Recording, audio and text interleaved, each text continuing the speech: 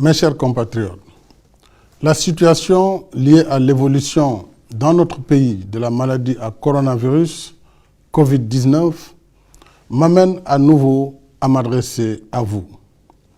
Cette maladie, apparue en décembre 2019, est devenue une pandémie, c'est-à-dire une épidémie à l'échelle mondiale. Les chiffres parlent d'eux-mêmes. À la date d'aujourd'hui, le Covid-19 a envahi plus de 140 pays, dont le Sénégal. Le nombre de personnes infectées s'élève à plus de 340 000. À ce jour, le Covid-19 a tué plus de 15 000 personnes, plongeant des familles entières dans le deuil et le désarroi. Ce moment est inédit dans l'histoire de l'humanité. Voilà que l'infiniment petit fait trembler le monde entier de façon brutale, rapide et massive, ignorant les frontières, frappant sans distinction pays riches comme pays pauvres et sans égard pour le statut social des uns et des autres. Gouvernants et gouvernés, riches ou pauvres, personne n'est à l'abri du Covid-19.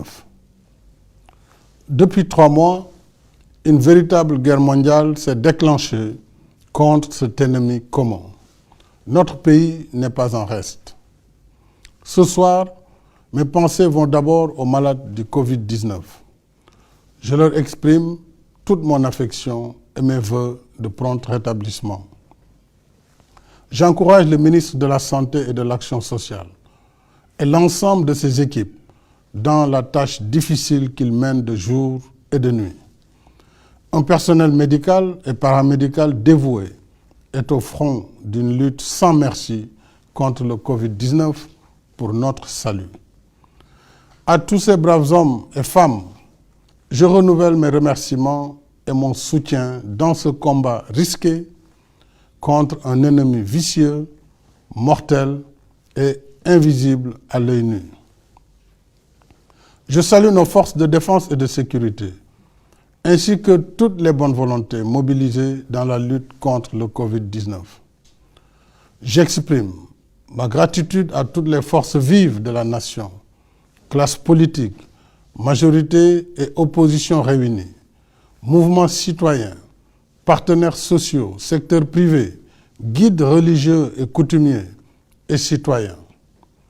Vous êtes nombreux à soutenir l'élan national de riposte contre le Covid-19. Depuis l'apparition du premier cas, le 2 mars dernier, le gouvernement a mis en place un plan de contingentement en cours pour endiguer la progression de la maladie. Mais de toute évidence, nous n'y sommes pas encore parvenus. Au contraire, d'un premier cas déclaré le 2 mars, nous en sommes aujourd'hui à 71 malades sous traitement dans les 4 arrondissements de Dakar, ainsi qu'à Mbao, Yeumbeul, Guédiawaye, Rufisque, Touba, Mbour, Thiès, Popenguine, Saint-Louis et Ziguinchor. 1561 personnes en contact avec la maladie sont présentement suivies et seront désormais confinées dans des réceptifs hôteliers par le ministère de la Santé et de l'Action sociale. L'épidémie qui était confinée à un seul foyer s'est étendue à d'autres localités du pays. C'est dire que le virus gagne du terrain. J'ajoute qu'à ce jour, il n'y a ni vaccin, ni médicaments homologués contre le Covid-19. Ce soir, mes chers compatriotes, et je vous le dis avec solennité, l'heure est grave. La vitesse de progression de la maladie nous impose de relever le niveau de la riposte. À défaut, nous courons un sérieux risque de calamité publique. En conséquence, en vertu de l'article 69 de la Constitution et de la loi 69-29 du 29 avril 1969, à compter de ce soir à minuit, je déclare l'état d'urgence sur l'ensemble du territoire national. Le gouvernement, les autorités administratives et l'ensemble des services de l'État concernés prendront toutes les dispositions nécessaires à l'application sans délai du décret sur l'état d'urgence.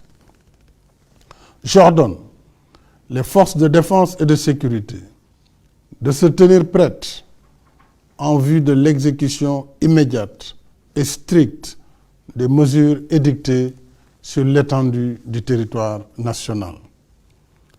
Conformément à la loi sur l'état d'urgence, ces mesures donneront en particulier aux autorités administratives compétentes le pouvoir de réglementer ou d'interdire la circulation des personnes, des véhicules ou des biens dans certains lieux et à certaines heures. D'interdire à titre général ou particulier tout cortège, défilé, rassemblement et manifestation sur la voie publique.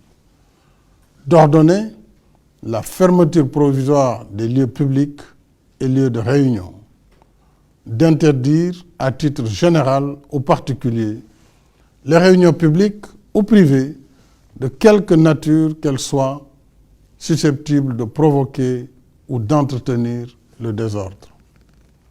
Ces mesures non exhaustives pourraient évoluer en fonction des circonstances. Elles sont assorties d'un couvre-feu sur l'étendue du territoire national de 20 h à 6 h. Une limitation et au besoin une interdiction sera imposée au transport de voyageurs de région à région. Le ministre en charge des Transports, en rapport avec les ministres de l'Intérieur et des Forces armées, prendra les dispositions nécessaires à l'application de cette mesure, y compris en milieu urbain. Conformément à l'article 77 de la Constitution, je saisirai l'Assemblée nationale d'un projet de loi habilitant le président de la République à prendre pour une durée de 3 mois des mesures relevant du domaine de la loi afin de faire face aux impératifs d'ordre budgétaire, économique, social, sanitaire et sécuritaire de la lutte contre le Covid-19. Dans ce cadre, j'ai déjà entamé les consultations avec les institutions de la République. Je les poursuivrai demain avec l'opposition parlementaire. Je tiens en particulier à l'approvisionnement régulier du pays en produits médicaux et pharmaceutiques. Il en est de même pour les denrées de première nécessité. Le gouvernement mettra en œuvre des mesures de lutte contre toute hausse indue des prix. Je suis également soucieux des effets de la crise sur l'économie nationale. Pour en atténuer l'impact, j'ai créé un fonds de riposte et de solidarité contre les effets du Covid-19, Force Covid-19, qui sera doté de 1 000 milliards de francs CFA. Ce fonds sera alimenté par l'État et toutes les bonnes volontés. Je lance un appel à tous, au secteur privé et aux partenaires bilatéraux et multilatéraux, afin qu'ils apportent leur soutien aux forces Covid-19. Les ressources du fonds serviront, entre autres, à soutenir les entreprises, les ménages et la diaspora.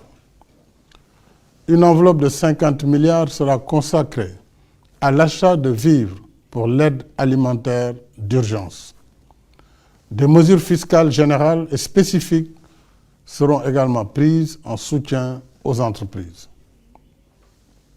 Au titre des mesures générales, il sera accordé une remise partielle de la dette fiscale constatée au 31 décembre 2019 due par les entreprises et les particuliers pour un montant global de 200 milliards. S'agissant des mesures spécifiques, elles bénéficieront aux secteurs les plus touchés par la crise du Covid-19, en particulier l'hôtellerie, la restauration, le transport et la culture. Ces mesures seront également étendues à la presse, compte tenu des changements induits dans ces grilles de programme et du rôle de service public qu'elles jouent dans le contexte de la crise.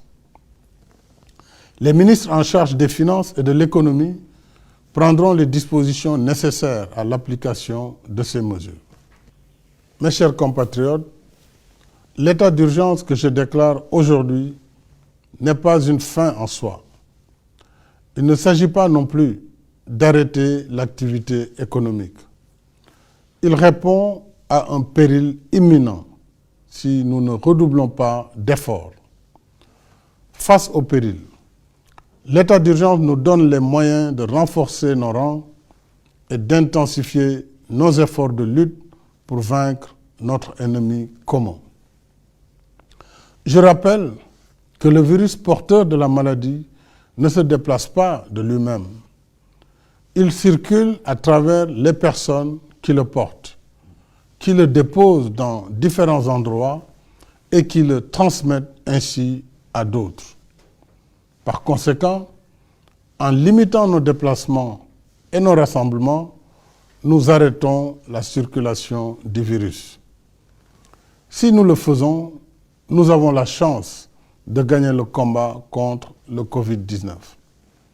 Par contre, et je vous le dis avec insistance, si nous continuons de faire comme si de rien n'était, le virus va se propager de façon encore plus massive et plus agressive.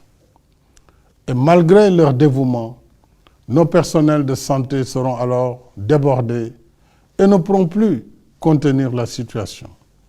C'est le pire des scénarios. Nous ne le souhaitons pas. Alors, j'en appelle à une prise de conscience nationale sur la gravité de la situation. J'en appelle à la responsabilité de chacun et de chacune. J'en appelle à l'esprit citoyen et patriotique de toutes et de tous. Limitons nos déplacements. Évitons les rassemblements de quelque nature qu'ils soient. Il y va de notre propre santé et de notre propre vie. Il y va de la santé et de la vie de nos familles et de nos communautés. Mobilisons-nous, mes chers compatriotes. Ne laissons au virus ni la vie, ni nos vies. Il y va de notre salut. Il y va du salut de la nation. Bonsoir.